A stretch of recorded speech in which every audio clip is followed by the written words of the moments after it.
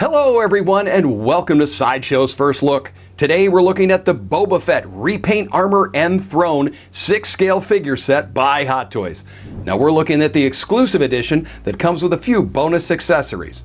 First, let's talk about the design of the box. Right here on the front, we're gonna have Boba sitting on that throne in that two-toned black with the foil Star Wars lettering. Around the bottom, a cigar band featuring a photo of the figure in that warm gold tone that lets us know this is from the Mandalorian series. When we lift off this shoebox top, we're going to have a wonderful large photo of the figure and his trusty sidekick Fennec right there. We lift that off and take a look at the tray underneath. With the top cover off, we're able to see everything that's inside the tray. Our figure, our amazing portrait, the jetpack, stand, the throne, swap out hands, his weapons, and the exclusive hologram accessories. Now let's take everything out of the tray so we're able to get a better look. Here we have all of our pieces out. Our Boba Fett Repaint figure, his display stand, his EE3 carbine rifle, his MK5 pistol, his jetpack with removable missile, his unhelmeted portrait, flamethrower effect, grappling hook, 4 swap out hands, that huge palace throne, and with the exclusive Boba Fett ship, the Razor Crest, and the emitter for the holograms, and these will attach into the left gauntlet. Now let's zoom in and take a better look at the repainted armor.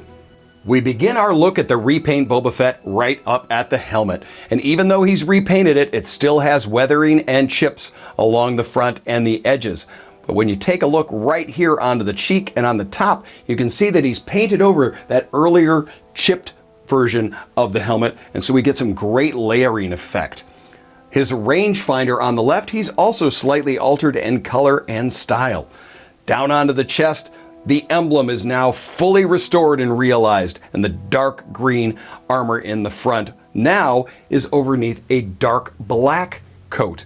The armor on the shoulder panels has now been restored and repainted and tucks up underneath fabric shoulder coverings that have a quilted design. Down onto the belt, he's now going to have the brass buckle in the front and some sculpted and painted pouches around the exterior. The pants on Boba Fett are a more relaxed style and then have that draping of fabric down in the front and the back. On both knees, he now has weaponry, and below that is going to be sculpted, weathered, and detailed spats that cover a heavily weathered and worn boot. The back of the figure features a hidden magnet that allows you to attach the jetpack to the figure. The holster that hangs off the right side hip of Boba Fett has a magnetic clasp that goes right over and when you slide the blaster inside. Now that we've taken a head-to-toe look at the Boba Fett figure, let's take a moment to look at some of the differences between this figure and the earlier release of the Boba Fett figure from The Mandalorian. The first change is up here on the rangefinder. Instead of a dulled metal look as the battle-damaged one, we now have kind of a dulled down yellow with very specific markings. Next up is going to be that shoulder armor, now tucks underneath these quilted shoulder pads. The 3 tubes that power up the flamethrower, instead of being in a translucent and clear, are now in a dark black.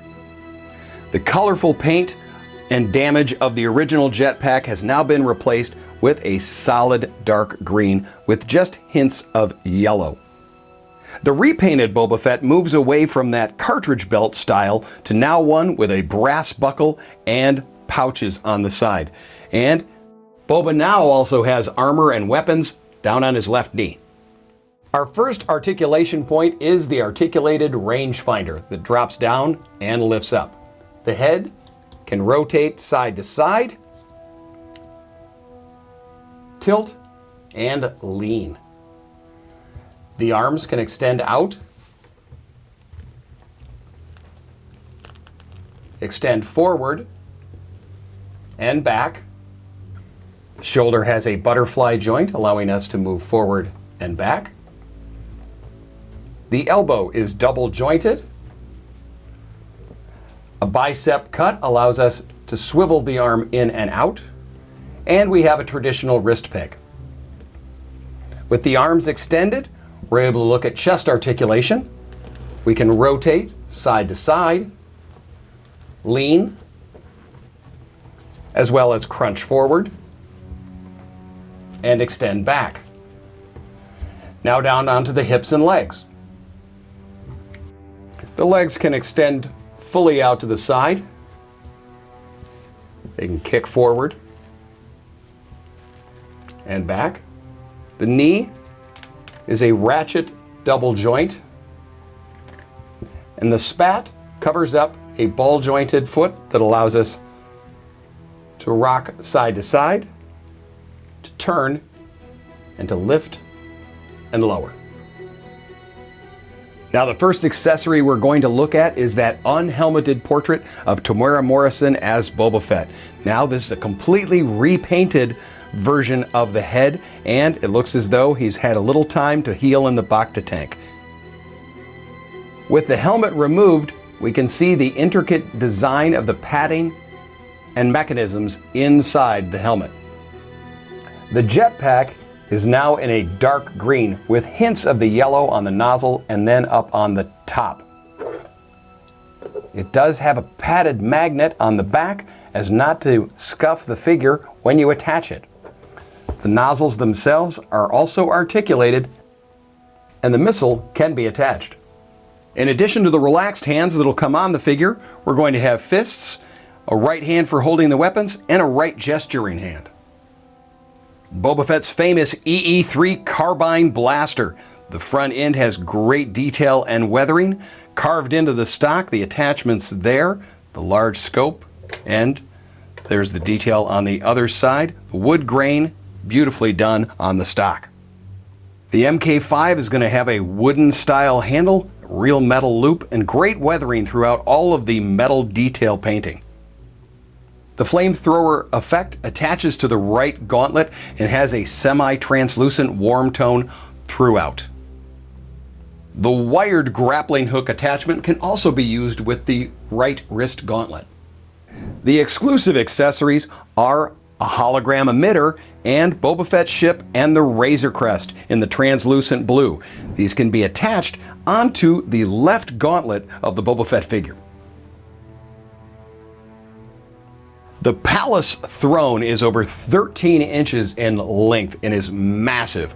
We're going to have those raised and carved runes in the arch across the top, a leather style seat front and back that's sculpted with that aged look and the folds, wrinkles, and wonderful paint to give it that aging. Now the texture on the seat is actually somewhat soft. Once the figure is seated, it won't slide forward. On the front are going to be the two Rancor gargoyles that are beautifully aged bronze and that green and shiny patina down the front. The entire thing in a stone-like look with great paint and weather all around. The back features that same great texture and painting and allows you to see through to see that leather seat in the back. The figure also has a classic display base with a chrome nameplate.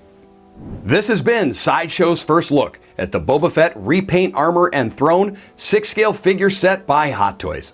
For more information about this figure, follow the link below. And make sure to watch Unsealed and Revealed and strike a pose for more 6-scale figure action. Thanks for watching, and don't forget to let your geek side show. Be sure to subscribe by clicking the S icon on your screen and click that bell icon to be notified whenever a new video is posted. If you'd like more info on the items featured in this video, click the link provided under Product Info. Thanks for watching, and don't forget to let your geek side show.